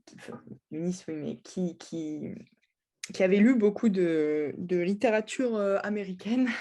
Du coup, c'est intéressant par rapport à la critique, peut-être avoir une méfiance à l'égard de la littérature américaine, mais qui avaient lu donc beaucoup de théoriciennes américaines et qui retraduisaient leurs travaux sur les réseaux sociaux en peu de caractères du coup, mais qui essayaient de faire ce travail de traduction. À l'époque, moi je parlais pas très bien anglais en plus, donc j'aurais pas été, moi je connaissais pas de toute façon ce qui se faisait sur le continent américain, pas vraiment non plus sur le continent français. Et avec Twitter, j'ai été sensibilisée à un certain nombre de réflexions, d'identification de ce que je vivais n'était pas forcément des expériences individuelles, mais bien plus qu'il y avait quelque chose de plus structurel. Et au début, j'étais pas mal attachée à cette analyse de l'ennemi principal, un peu là, que j'ai cité tout à l'heure, d'un patriarcat universel, d'une idée de domination universelle que nous vivons, que les femmes expérimenteraient des choses communes. Et progressivement, en fait, et donc du coup, il y avait aussi l'idée que dans cette perspective, l'ennemi principal, c'est un peu aussi... Enfin, il y avait une distinction, pour moi, ce que je me faisais comme représentation, c'est qu'il y avait du coup une distinction très claire entre les femmes sont dominées et les hommes sont dominants. Et voilà, la frontière était assez nette. Mais ce qui me semble aujourd'hui le plus porteur, c'est pas du tout cette analyse de les hommes sont dominants et les femmes sont dominées, quand je peux voir que des femmes peuvent oppresser d'autres femmes, peuvent mener des politiques aussi. Enfin, je pense à un tweet récemment d'une femme qui disait si Poutine avait été une femme, ça aurait été radicalement différent. Ce genre d'analyse me paraît complètement catastrophique du point de vue de l'analyse féministe, parce que on rebiologise l'idée que voilà, on pourrait mener des politiques, que les femmes mèneraient des politiques douces. Et au contraire, je pense qu'aujourd'hui, moi, ce que je trouve le plus porteur, c'est de pas du tout partir sur l'idée il y a souvent l'idée qui a été portée qu'il y aurait une classe des femmes. Je ne pense pas qu'il y ait une classe des femmes. Je ne pense pas qu'il y ait une unité et une espèce de fusion qui soit souhaitable. Je pense que ce qui est le plus porteur dans cette pensée-là, c'est tous ces gens qui viennent questionner précisément, localement, comment certaines femmes aussi peuvent participer à des politiques d'oppression d'autres femmes. Et moi, c'est ce qui me paraît le plus pertinent. Par exemple, moi, un des trucs les plus porteurs, ça a été de lire des féministes musulmanes qui portaient le voile. Parfois, ça peut paraître complètement paradoxal.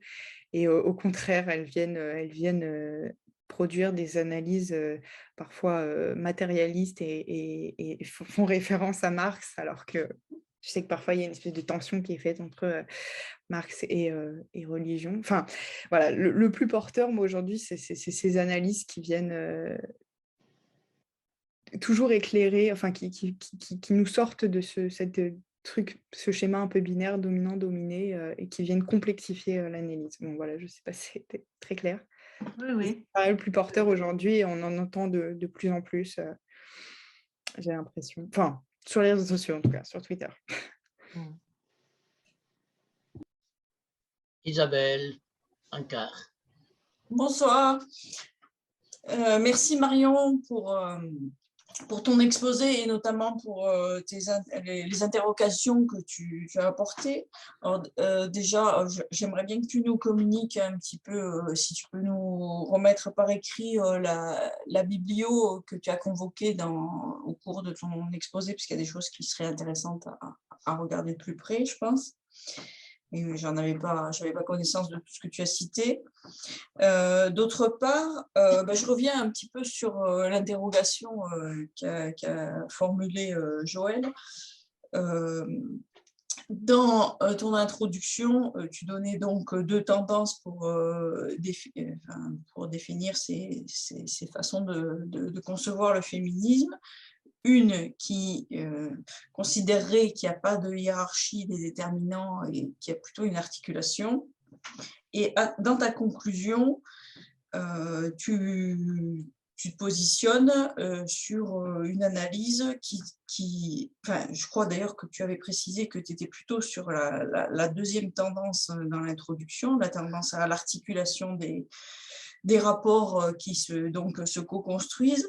Et à la fin, donc, tu conclus en disant, enfin si c'est une conclusion, que les contextes, donc ce sont les contextes locaux et historiques qui doivent servir à penser les dynamiques d'exploitation, et je préciserai plutôt peut-être de domination aussi, parce que l'exploitation et la domination sont encore des choses différentes, des femmes.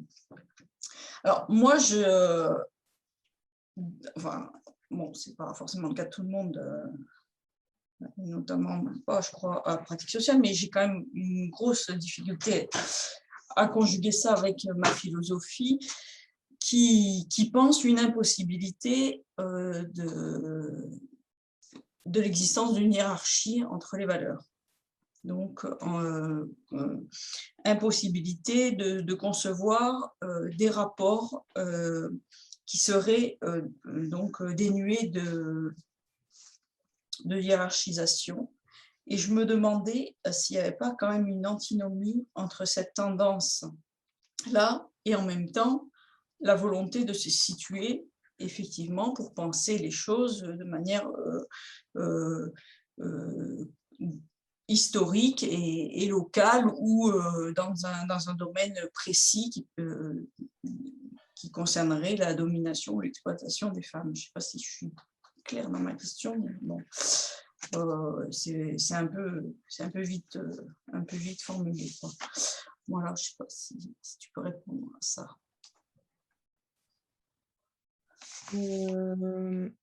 Alors c'est juste pour la contradiction. Est-ce que donc, il y aurait une contradiction entre penser des contextes historiques et locaux, enfin et entre le fait qu'il n'y ait pas de hiérarchie possible, mais plutôt une articulation, et d'un autre côté, que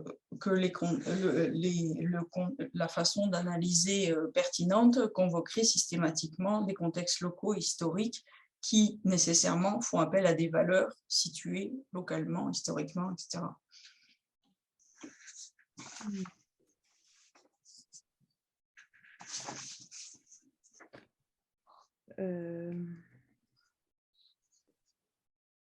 Peut-être que... Mais tu n'es pas obligé de répondre tout de suite non plus. Enfin, oui, j'ai réfléchi en même temps que la note, mais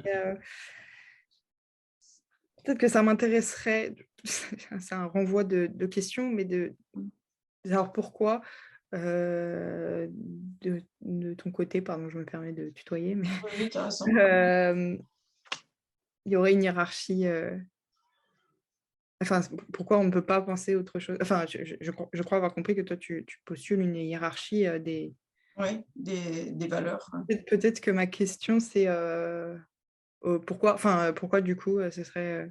Pardon, je renvoie une question à une question, mais ça va peut-être m'aider à répondre à la mienne, en fait. Peut-être pour mieux situer pourquoi... Bah, c'est sûr que ce que j'énonce, c'est sans doute, enfin, autant dans l'autre sens d'ailleurs, c'est sans doute démontré nulle part, mais je dirais que enfin, c'est pire qu'une critique, c'est un constat du fait que pour moi, il n'y a pas de débat d'idées ni de positionnement sans hiérarchie des valeurs.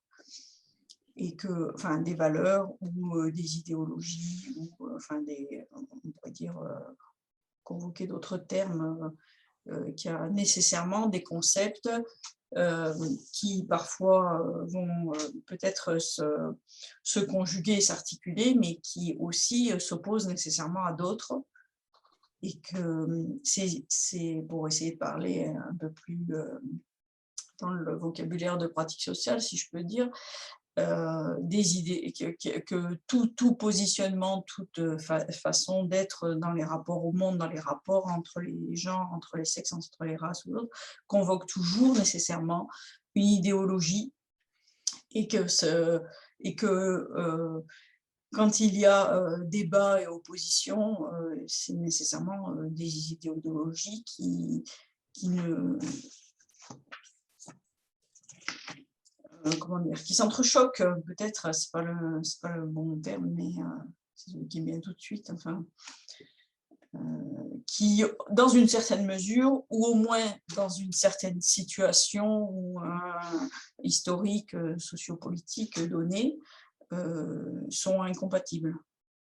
Et qui, à partir de là, il y a un rapport de force entre les idéologies et donc les gens qui les convoquent. Ok, je vois mieux, ouais, merci pour... Bon, c'est une tentative à compléter probablement, mais je ne sais pas si ça empêche...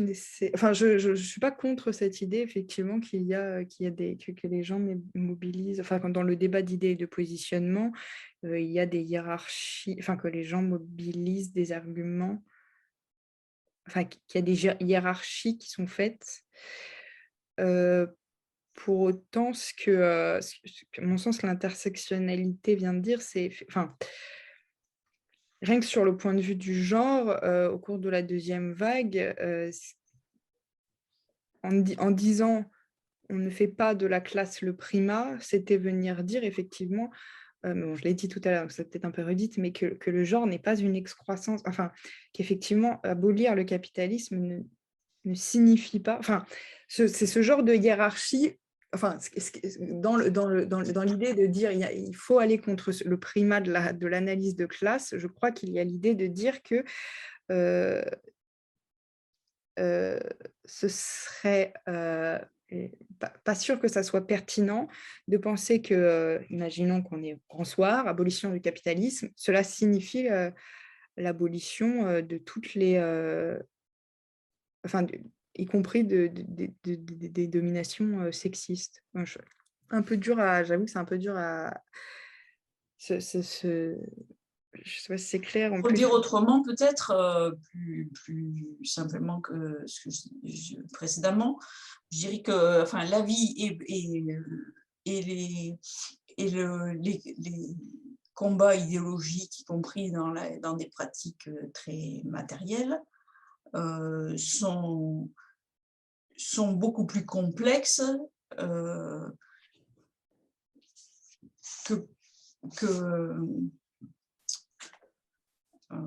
non, c'est pas plus clair du tout ce que je raconte.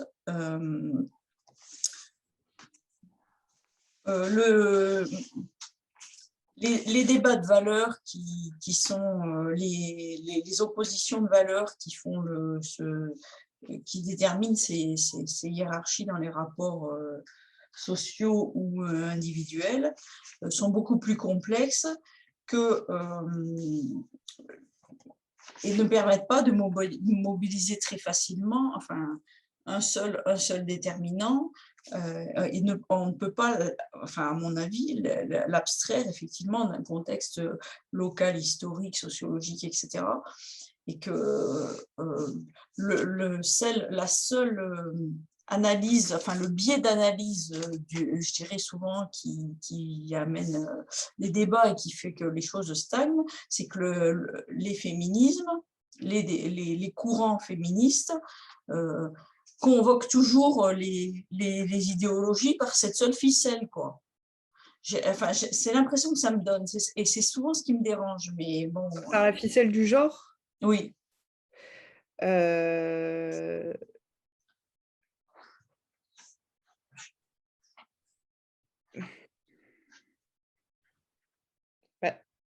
Pour moi, l'intersectionnalité, enfin, la mobilisation d'analyse intersectionnelle qui est faite par des féministes, enfin, pour le coup, là,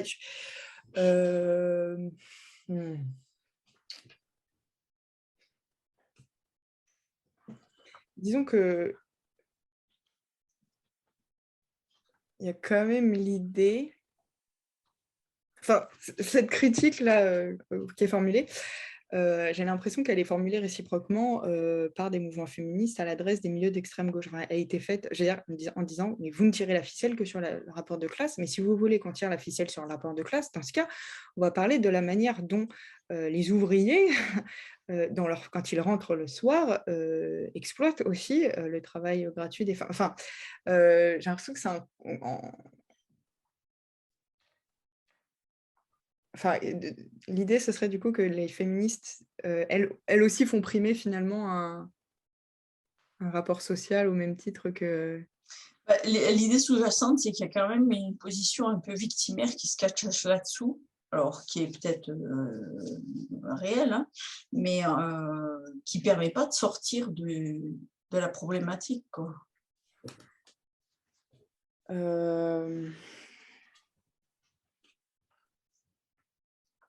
Ça inscrit dans la dénonciation plutôt que dans un mouvement pour se dégager des objets de critique. Je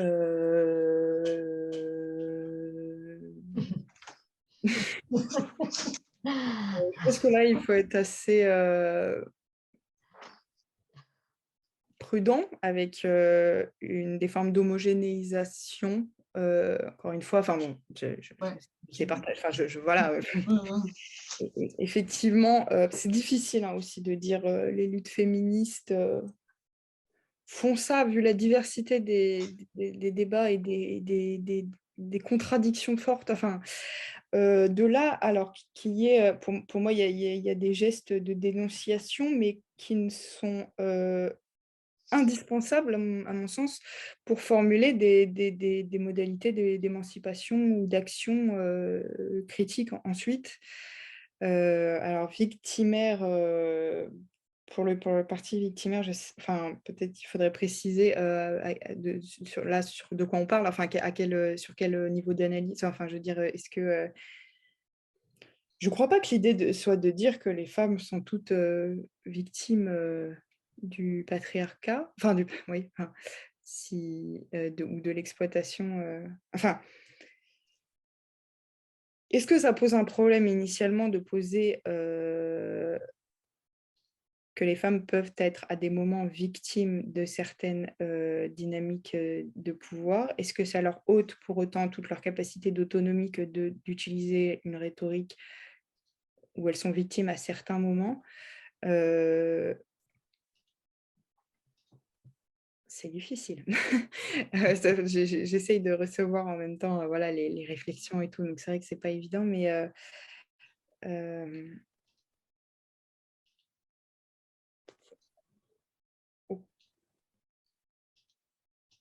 enfin, pour la partie dénonciation, enfin, est-ce que ça voudrait dire dans ce cas-là, est-ce que du coup il y aurait pas enfin, est-ce que du coup les luttes féministes ne pensent pas des modalités d'émancipation, enfin de créativité, enfin des modalités créatives.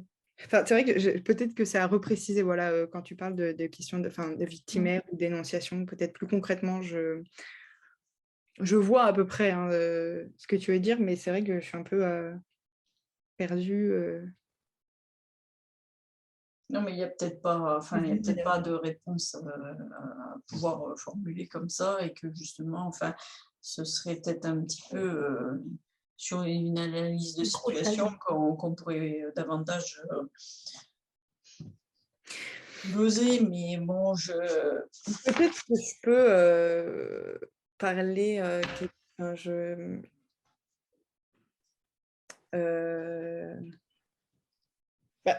Voilà, moi j'ai à peu près un peu travaillé sur l'autodéfense féministe, et il y a un livre que j'ai pas mal taffé, qui est le livre Se défendre de Elsa Dorland, philosophe Elsa Dorland, et qui aborde,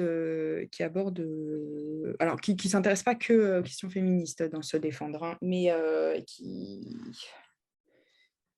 il y a un chapitre où elle aborde la manière dont on envisage les violences conjugales vécues par les femmes, et elle prend pour exemple, enfin, j'annonce d'emblée, c'est peut-être est-ce que ça peut aider à réfléchir sur cette question que le féminisme serait peut-être, les courants féministes seraient porteurs d'une conception victimaire.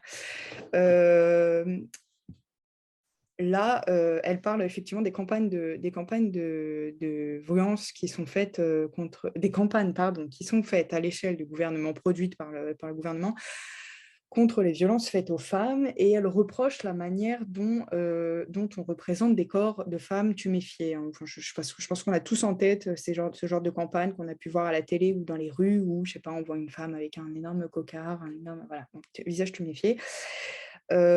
Pour elle, c'est, enfin, dans l'analyse, elle trouve qu'il y a quelque chose de très, qui reconduit en fait la violence, enfin qui reconduit une perception du corps des femmes comme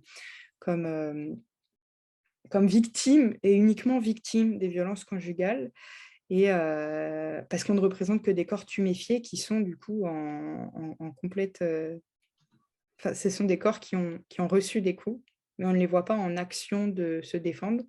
Et elle est oppose l'idée qu'en fait, en contexte, dans les violences conjugales, il y a autant, enfin, les femmes victimes de ces violences sont dans des situations, enfin, là où on les représente dans les campagnes comme victimes, et il y a ce côté très, très visuel on veut attirer l'empathie des gens, mais est-ce que ça attire véritablement l'empathie? On est habitué à des images chocs et finalement, la personne, on s'arrête devant ces choses et puis on continue notre vie. Et ça reconduit un imaginaire des femmes éternellement victimes de la violence des hommes. Et elle oppose à ça à Dorlin. Elle dit qu'au contraire, elle a été formatrice d'autodéfense féministe, en fait. Donc, elle est assez liée à ça. Et elle dit qu'en fait, au contraire, il y a tout un tas ce qu'on ne montre pas, c'est que dans ces violences conjugales, il y a tout un tas de moyens que développent les femmes pour se défendre et qu'on aurait à creuser sur toutes ces manières de se défendre des femmes qui au contraire, qui les éloignent un peu de cette figure d'éternelle victime. Je ne sais pas si cet exemple est pertinent, mais c'est peut-être un exemple de... Ici, Dorlin, elle n'essaye pas de dire que les femmes sont éternelles victimes des violences conjugales, mais que même dans un rapport comme ça de violence conjugale, les femmes font se défendre. Enfin, quand on dit « je ne comprends pas, les femmes battues n'ont pas quitté leur mari, elles sont complètement dans l'emprise », il y a des phénomènes d'emprise et pour autant, aussi, il y a énormément de féministes qui analysent qu'à côté, il y a tout un tas de gestes, tout un tas d'actions que font les femmes pour se défendre, en fait, pour rejoindre le titre éponyme de Dorlin. Je ne sais pas dans quelle mesure cet exemple m'amène à répondre à ce que tu disais, mais je ne crois pas que les théories féministes s'arrêtent à la dénonciation et à la... et encore une fois, quand je dis les luttes féministes, ce n'est pas homogène, s'arrête à la seule représentation des femmes victimes. Il y a aussi tout un tas de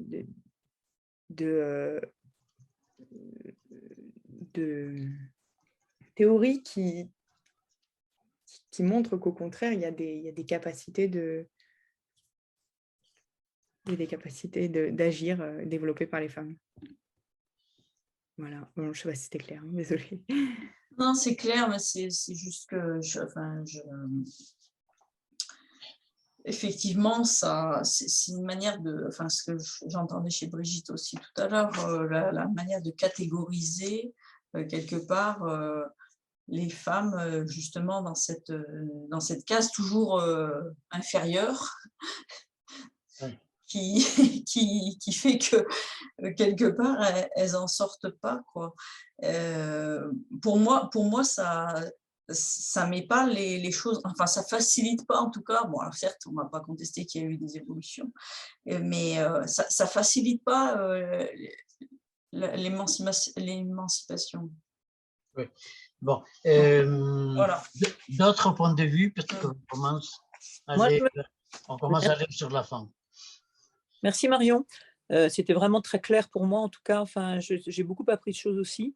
Moi, je me demandais si, de ton point de vue de jeune femme, tu avais le sentiment que les choses avaient beaucoup bougé ou avaient bougé par rapport justement aux luttes de 70, de cette parce que tu parlais du facteur socio-historique, mais de mon point de vue à moi, voyant des jeunes femmes dans mon environnement qui sont mes filles, j'ai le sentiment que le rapport des femmes dans ce monde actuel est beaucoup plus performant justement, avec un pouvoir d'agir beaucoup plus grand et avec des résistances beaucoup plus fortes.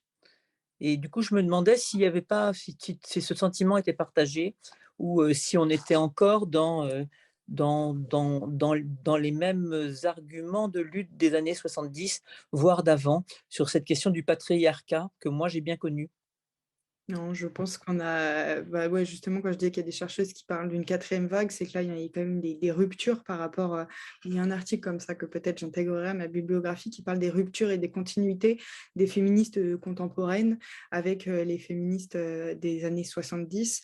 Effectivement, aujourd'hui, j'ai l'impression, et c'est d'autant plus, c'est accentué avec, je pense, les réseaux sociaux, peut-être là où se trouve la performance. Il y a une espèce de diffusion d'idées qui est assez... parfois... Enfin, moi, voilà, je connais un certain nombre de personnes et moi-même qui avons été sensibilisés aux théories féministes via les réseaux sociaux, mais assez tôt. Enfin, et puis aujourd'hui, je vois des plus jeunes filles qui ont accès aussi, quelques concepts, quelques notions. J'ai l'impression que les réseaux sociaux, quand même, sont un formidable outil de ce point de vue, comme peuvent être aussi parfois à critiquer, hein, évidemment, comme tout, mais peuvent être un formidable outil de développement des idées en théorie féministe.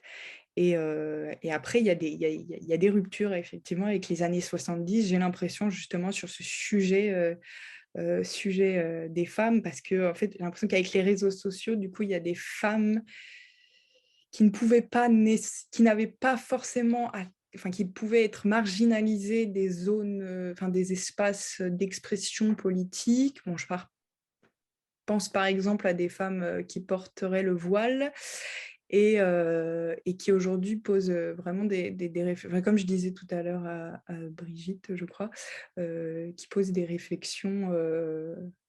Enfin, là où il y a un peu des ruptures avec les années 90, c'est qu'on a aussi beaucoup de réflexions, j'ai l'impression, sur les rapports, la manière dont certains courants féministes français ont pu reproduire des dynamiques coloniales aussi à l'égard de femmes immigrées. Enfin, voilà, ce genre de rupture, j'ai l'impression qu'on a plus accès à ce genre de discours aujourd'hui par des moyens qui peuvent rendre un peu plus ça possible sur les réseaux sociaux. On peut rester chez soi et, je sais pas, Twitter et tweeter chez soi.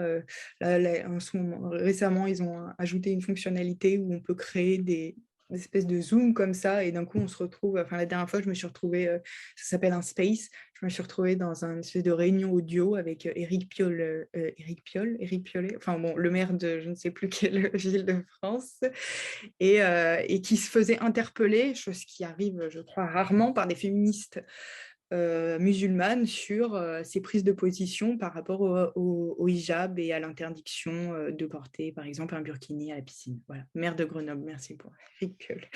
Ouais, ce genre de... J'ai l'impression que notre génération... Enfin, là, il y a une espèce aussi une émulation qui va avec les réseaux sociaux, et en même temps, il y a beaucoup de critiques à porter à la dynamique des réseaux sociaux, notamment des dynamiques aujourd'hui du témoignage. Voilà. D'autres points de vue, questions. Si ça venait après coup, il y a l'écrit toujours. Hein?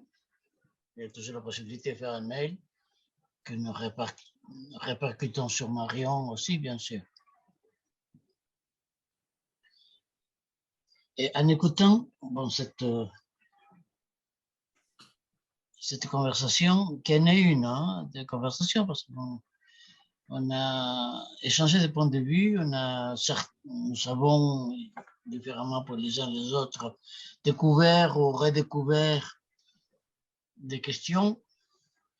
Donc, en écoutant tout ça, j'ai l'idée suivante qui apparaît dans la rubrique discussion sur le côté droit de votre écran, une proposition. Ah oui, c'est ça. Emmanuel Todd. Et non, Jean, je n'ai pas lu. Oui.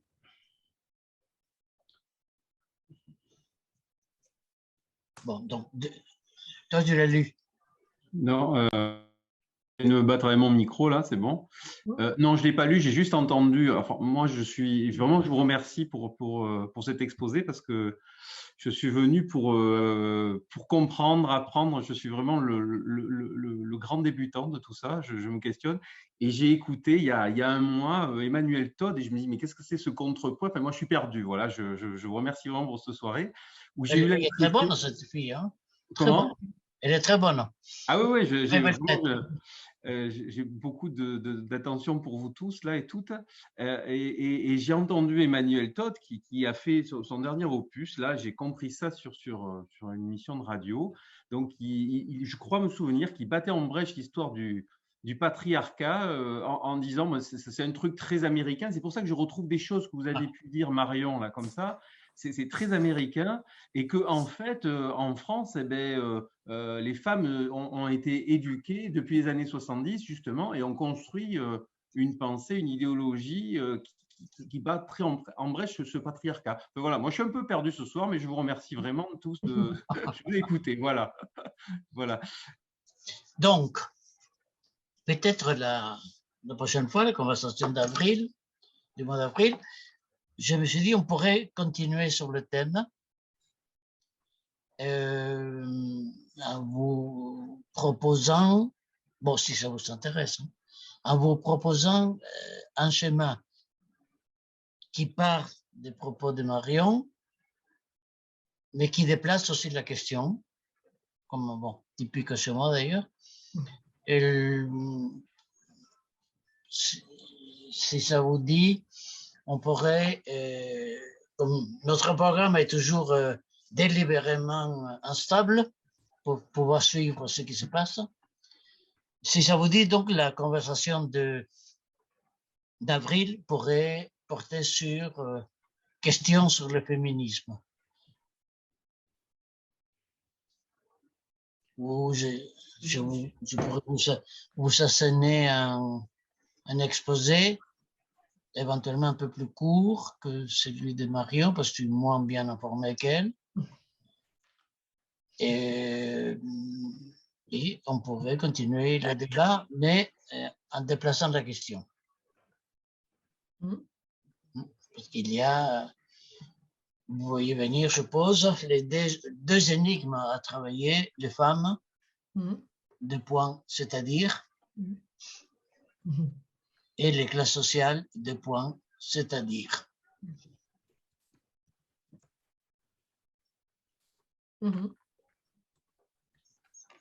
On verra. Bon, c'est une bonne idée. Pardon? C'est une bonne idée, oui, parce que moi je remercie aussi Marion, hein, mais il faut le digérer, tout ça, il faut le mettre en perspective chacun, hein, dans ce qu'il imagine, il imaginait, il fantasme, il connaît, il ignore, etc. Donc c'est bien, oui, de se donner un temps pour y revenir et élaborer des questions éventuellement aussi. Ah oui, oui, bien sûr. Bien sûr. Ce serait pas mal. Oui, oui, si vous pouviez aider à la préparation de ces mini-exposés en envoyant des mails avec vos questionnements, oui, vos arguments, etc., ce serait très bien. Oui, pour aller plus loin. Oui, tenter d'aller plus loin, en tout cas, oui. Bon, nous avons travaillé. Que Marion Pouliken, belle tête. Non, vraiment. Non, c'est sûr, elle est formidable. Hein?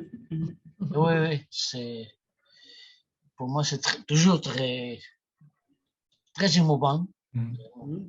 Bon, c'est mon amour pour la théorie, hein? Pour la théorie pratique. Très bien pensé. Et avec la bonne dose de doute et de pénombre et d'obscurité qui sied à une tête de chercheuse. Il est vieux. Je suis. Bonne soirée à tous.